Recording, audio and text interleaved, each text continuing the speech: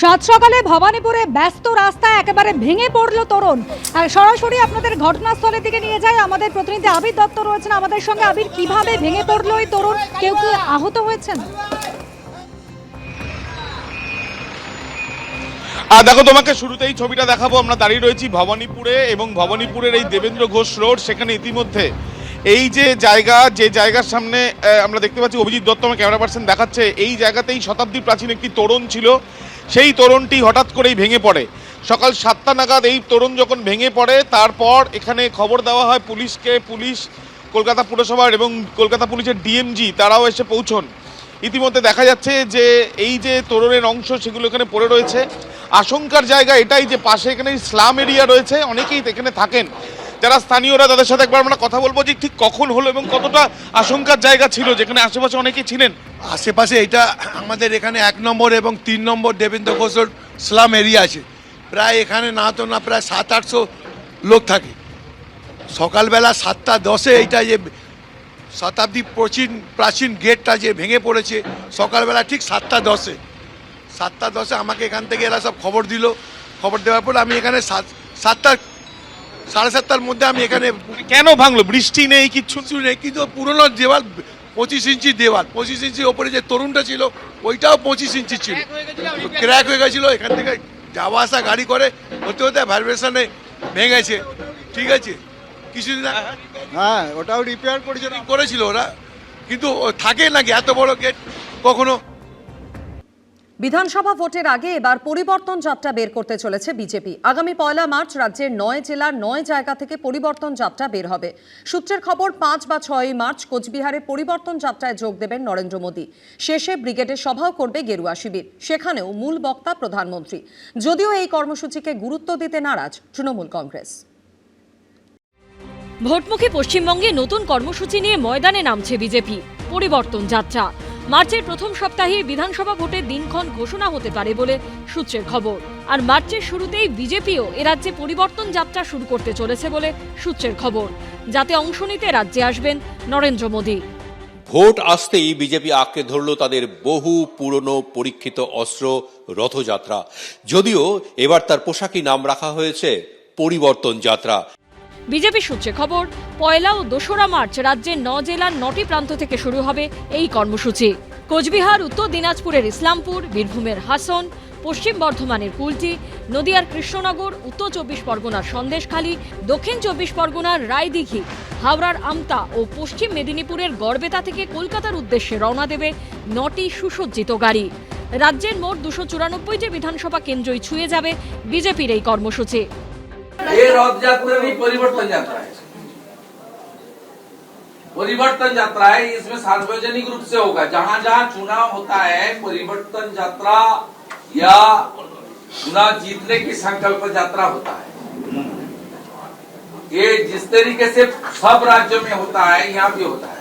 কোটি কোটি টাকা দামের বাস, সামনে ড্রাইভারের সিটের উপর একটা মাচা করা আছে, তাতে দাঁড়িয়ে সে হাত নেড়ে নেড়ে তারা কর্তব্য করবে। সেটাই হচ্ছে রথযাত্রা, সেটাই নাকি জনসংযোগ। পশ্চিমবঙ্গের জনসংযোগ শিখতে গেলে শিখতে হবে মমতা বন্দ্যোপাধ্যায়ের কাছ থেকে।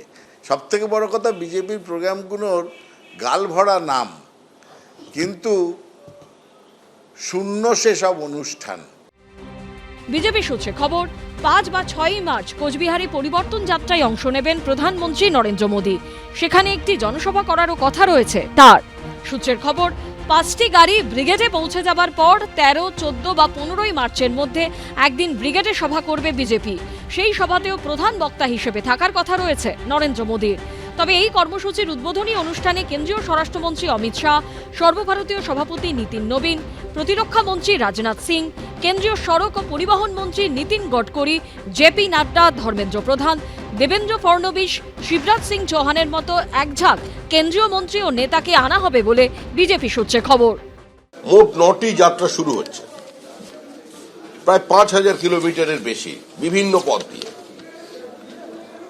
আমাদের এই যাত্রা চলবে, প্রত্যেক বিধানসভার উপর দিয়ে যাত্রা নিয়ে যাওয়াটাই আমাদের একমাত্র লক্ষ্য। এই যাত্রা শেষ হবে ব্রিগেডে প্রধানমন্ত্রীর জনসভা দিয়ে। যে কেউ আসুক ঘুরুক, কিছু লাভ হবে না, আসা যাওয়াই সার হবে। মানুষ মমতা ব্যানার্জি ছাড়া এখানে কাউকে কিছু ভাবেন না। এত ট্যুরিস্ট আসেন, এখন তো দেখছেন পর্যটনেও আমরা প্রায় প্রথম স্থান অধিকার করেছি। ট্যুরিস্ট আসবে, ট্যুরিস্ট যাবে, এতে তো আমাদেরই লাভ। এই কর্মসূচিকে অনেকেই রথযাত্রার সঙ্গে তুলনা করছেন। অতীতে দেশের ক্ষেত্রে বিজেপিকে বিপুল ডিভিডেন্ড দিয়েছে রথযাত্রা। লালকৃষ্ণ আডবাণীর রথযাত্রায় ভর করে 1989 সালে বিজেপি সাংসদ সংখ্যা 2 থেকে 1 লাফে বেড়ে হয় 85। এর আগে এ রাজ্যেও রথযাত্রার মতো কর্মসূচি নিয়েছিল বিজেপি। 2019-এর লোকসভা ভোটের আগে রাজ্যের 3 জায়গা থেকে যাত্রা শুরু করে তারা। সেই ভোটে তাদের আসন সংখ্যা 2 থেকে বেড়ে হয় 18। 2021-এর বিধানসভা ভোটের আগেও রথযাত্রার আদলে কর্মসূচি করে বিজেপি। ক্ষমতায় আসতে না পারলেও 3 থেকে বেড়ে বিজেপির বিধায়ক সংখ্যা হয় 77। এবারও বিধানসভা ভোটের আগে ফের একই রকম কর্মসূচি নিল বিজেপি। হিন্দুত্বই তো বিজেপির একমাত্র এজেন্ডা। তো এই এজেন্ডা নিয়ে সারা ভারতবর্ষে ভোট করছে, বাংলাতে ভোট করবে। একদিকে দিদির এজেন্ডা চলবে, একদিকে মোদির এজেন্ডা চলবে। ভাগ করে নাও বাংলাকে।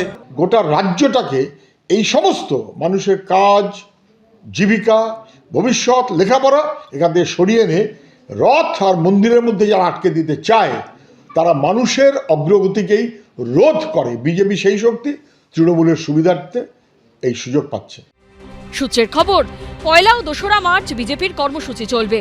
3 ও 4 তারিখ দোল পূর্ণিমা ও হোলির কারণে তা বন্ধ থাকবে। এরপর 5 মার্চ থেকে 10 মার্চ পর্যন্ত টানা ব্রিগেডের উদ্দেশ্যে বিজেপির যাত্রা চলবে। এসবের আগে বুধবারই একটি অনুষ্ঠানে রাজ্যে আসছেন অমিত শাহ। দীপক ঘোষ, উজ্জ্বল মুখোপাধ্যায় ও রঞ্জিত সাউয়ের রিপোর্ট, এবিপি আনন্দ। কেউ MBA পাস, কেউ বিটেক, কিন্তু এখনো চাকরি মেলেনি। তাই বেকার ভাতার লাইনেই দাঁড়াতে হচ্ছে বহু যুবক যুবতীকে। কেউ আবার লজ্জায় আসতেই পারলেন না ক্যাম্পে, পাঠিয়েছেন তাদের বাবা মাকে।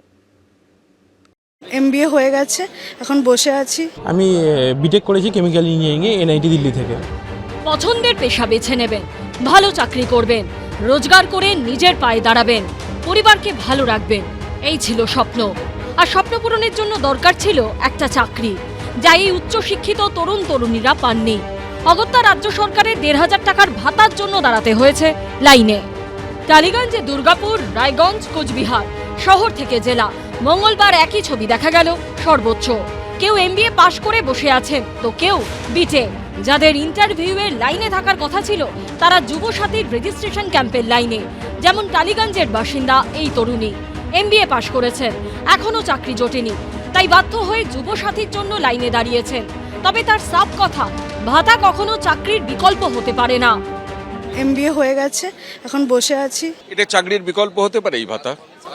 না, অবশ্যই নয়। চাকরি পেলে অনেকটা বেশি অ্যামাউন্টে পাওয়া যায় অবভিয়াসলি, কিন্তু এখন এটা অল্প হলেও একটা সেভিংসের মতন। দুর্গাপুরের প্রভাত কুমার পাঠক মেকানিক্যালে বিটেক পাস, কিন্তু চাকরি পাননি। আমি বিটেক করেছি, বিটেক কিসের মেকানিক্যালের উপরে। তো চাকরি কি পেয়েছেন এখন পর্যন্ত? এখন অবধি সেরকম চাকরি আমি পাইনি। রাজ্যে কি চাকরির অভাব আছে?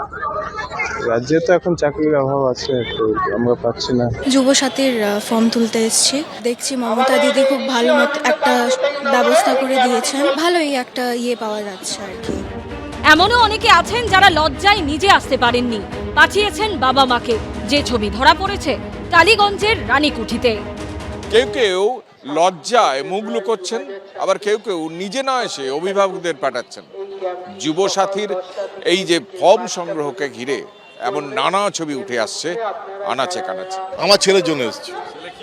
ছেলে মাস্টার অফ ফার্মাসি করেছে, ফার্মা করেছে। না, লজ্জাই পাচ্ছি। আমি লাগিয়ে দিয়েছি, যখন একদম কাছে যাবো তখন আমাকে ডেকে নিয়ে আসবো আর কি। কোথায় চাকরি বুঝতে পারছেন তো কি অবস্থা, চাকরি চাই দেখে ইন্টারভিউ দিয়েও তো হচ্ছে না। ছেলেদের জন্য লজ্জা পায়,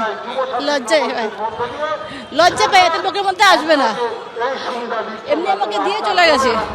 এই লজ্জা কি কোনোদিন ঘুচবে? কৃষ্ণেন্দু অধিকারী, সুদীপ চক্রবর্তী ও শুভেন্দু ভট্টাচার্যের রিপোর্ট, এবিপি আনন্দ। এবিপি আনন্দ, এগিয়ে থাকে, এগিয়ে রাখে।